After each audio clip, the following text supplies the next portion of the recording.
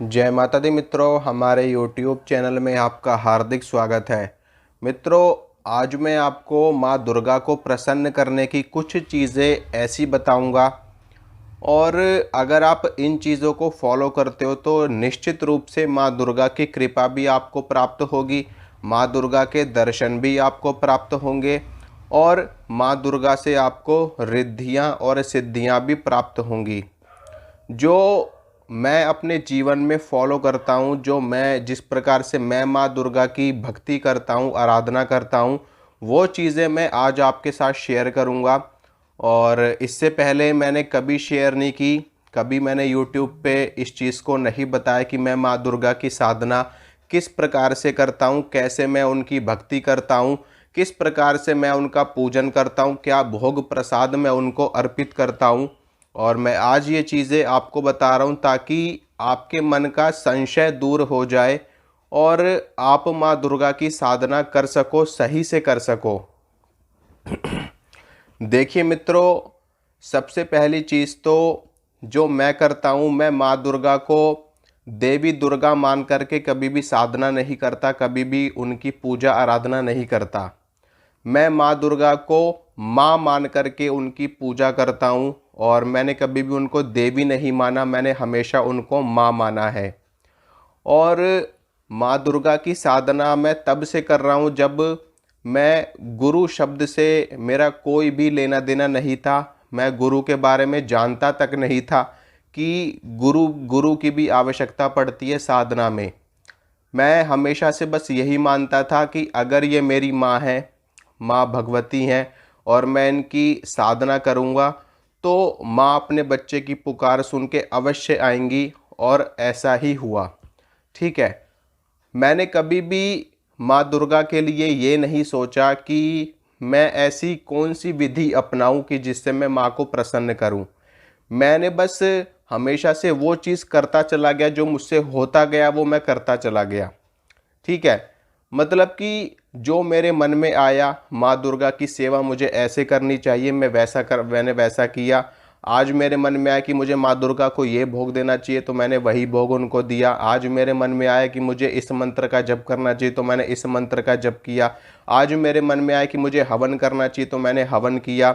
आज मेरे मन में आया कि मुझे माँ दुर्गा के मंत्र का 1.25 लाख जप करना है तो मैं 1.25 लाख जप किया मैंने। मतलब कि मैंने कभी भी कोई भी चीज़ किसी दूसरे की बताई हुई नहीं करी, मैंने सदैव वही चीज़ें करी जो जो माँ भगवती ने मुझे अंदर से ज्ञान दिया, मुझे अंदर से पुकार दी, जो मेरे मन में माँ भगवती की सेवा के लिए आया, मैंने हमेशा वही किया। सबसे पहली चीज़ तो ये है कि अगर आप भी माँ दुर्गा को प्रसन्न करना चाहते हो और आप चाहते हो कि माँ दुर्गा आपके ऊपर कृपा करे, ठीक है, 100% गारंटी देता हूँ, अगर आपने ये चीज़ कर ली ना तो निश्चित रूप से माँ की कृपा आपके ऊपर हो जाएगी और माँ के दर्शन भी आपको प्राप्त हो जाएंगे। आपको कुछ भी नहीं करना, कुछ भी, आपको सिर्फ अपने मन में एक चीज़ बैठा लेनी है कि माँ दुर्गा को अगर आप प्रसन्न करना चाहते हो तो बस आपके अंदर सच्चाई होनी चाहिए, आपके अंदर भक्ति होनी चाहिए, आपके अंदर ईमानदारी होनी चाहिए, आपके अंदर माँ दुर्गा के प्रति विश्वास होना चाहिए। और वो विश्वास एक दृढ़ विश्वास होना चाहिए, ऐसा विश्वास नहीं कि जो 4 दिनों वाला हो सिर्फ। मैंने मेरे जीवन में कभी भी दुख तकलीफ आई है तो मैंने कभी भी उन दुख तकलीफ़ों के वक्त में मैंने कभी भी माँ भगवती को नहीं कोसा कि आपकी वजह से मुझे दुख तकलीफ आई है। मैंने हमेशा बस जो भी परिस्थिति रही है, चाहे बुरी परिस्थिति रही हो, चाहे अच्छी परिस्थिति रही हो, चाहे सामान्य परिस्थिति रही हो, मैंने हमेशा से बस यही कहा है माँ से कि माँ, आप जैसा रखोगी ना मुझे, मैं वैसा रहने को तैयार हूँ। आप मुझे झोपड़ी में रखोगी तो मैं झोपड़ी में रह लूँगा, आप मुझे महलों में रखोगी तो मैं महलों में रह लूँगा, आप मुझे धरती पे रखोगी तो मैं धरती पे रह लूँगा। मैंने कभी भी उनके ऊपर दोषारोपण नहीं किया, कभी भी उनको नहीं कोसा, कभी भी मैंने उनको ताना नहीं दिया कि मैं तो आपकी पूजा कर रहा हूँ उसके बावजूद भी मेरे साथ ऐसा क्यों हो रहा है। मैं हमेशा से बस यही कहता हूँ कि माँ, तू जाने तेरा काम जाने, जो तू करेगी अच्छा करेगी, अभी भी जो कर रही है अच्छा कर रही है और आगे भी जो करेगी तू अच्छा ही करेगी। बस बस मुझे इतना ही आशीर्वाद देना कि मैं हमेशा तेरी सेवा में लगा रहूं और हमेशा तेरी भक्ति में लगा रहूं, हमेशा तेरी सेवा में लगा रहूं। बस इतना ही चाहिए मुझे और कुछ नहीं चाहिए।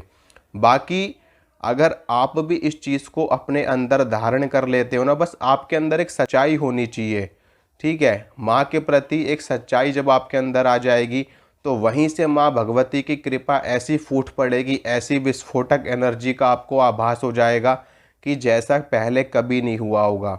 बस 3-4 चीज़ें हमेशा याद रखना, वो मैं आपको बता देता हूँ फटाफट से। पहली चीज़, माँ के ऊपर पूरा विश्वास आपका होना चाहिए। आपकी श्रद्धा, आपका विश्वास, आपकी भक्ति, उसमें कमी कभी नहीं आनी चाहिए। बस उनके ऊपर अपना विश्वास आपको बना करके रखना है, बना करके रखना है और बना करके रखना है, चाहे आपके ऊपर लाख मुसीबतें क्यों ना आ जाएं।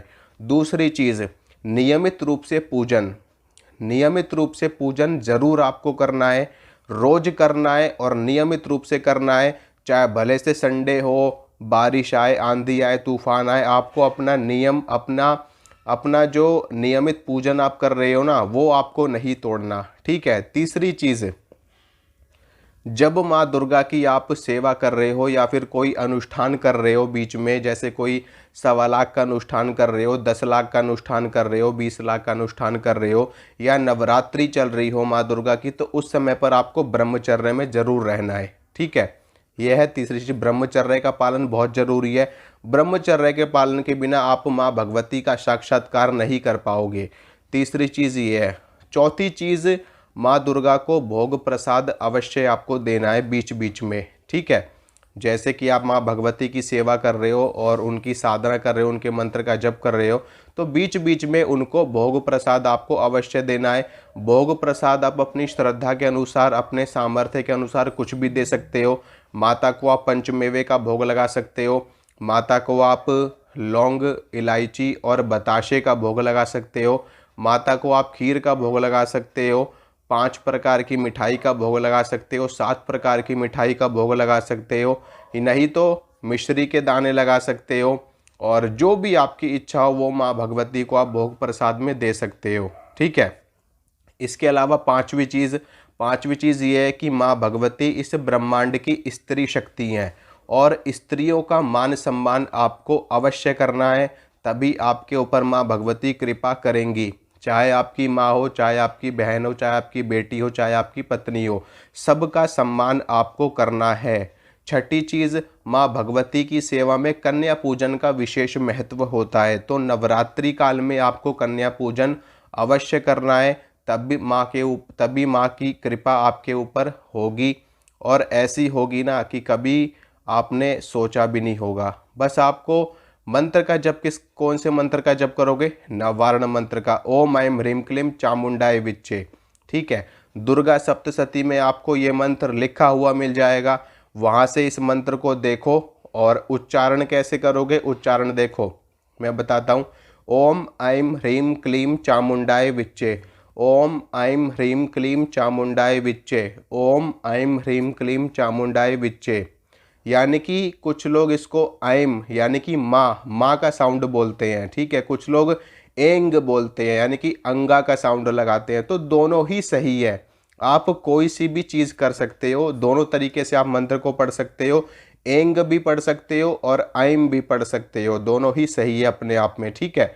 इस मंत्र का जप आपको करना है माँ दुर्गा की साधना में। रुद्राक्ष की माला पे इस मंत्र का जप किया जाता है, और इसके अलावा दुर्गा चालीसा का पाठ आपको करना है और नवारण मंत्र का जप करना है, रुद्राक्ष की माला पे जप करना है। दुर्गा चालीसा के साथ में बीच बीच में आपको दुर्गा सप्तशती का पाठ भी करना है, जैसे कि नवरात्रि में, जब नवरात्रि आएगी, चाहे प्रकट हो चाहे गुप्त हो, उसमें आपको दुर्गा सप्तशती का पूरा पाठ करना है, पूरे 13 के 13 अध्याय, ठीक है। कवच और गला कीलक के बाद में आप पाठ करिए, पाठ के बाद में तीनों रहस्य पढ़िए, क्षमा प्रार्थना करिए, तंत्रोक्त देवी सूक्त पढ़िए, दुर्गा चालीसा पढ़िए, विंध्येश्वरी चालीसा पढ़िए, काली चालीसा पढ़िए, यहाँ पे पूरा दुर्गा सप्तशती का पाठ पूरा हो जाएगा। इन चीज़ों को फॉलो करना है आपको नियमित रूप से, ठीक है। धीरे धीरे क्या होगा, आपकी कुंडलिनी शक्ति ऊपर उठनी शुरू हो जाएगी और एक समय ऐसा आएगा कि माँ भगवती का साक्षात्कार आपको हो जाएगा। सपने में तो आपको दर्शन होने शुरू हो जाएंगे 2-4 महीनों के बाद से ही, ठीक है, बस आप इन चीज़ों को करिए और विश्वास रखिए, अपना अपना विश्वास बना करके रखिए। बिल्कुल भी आपका विश्वास कम नहीं पड़ना चाहिए, बस इस चीज़ का आप ध्यान रखना। आशा करता हूँ जो मैंने बात आपको समझाई आपको समझ में आई होगी। इसी तरह की जानकारी मैं आपको लगातार देता रहूँगा। मिलूँगा आपसे अगली वीडियो में। जय माता रानी की।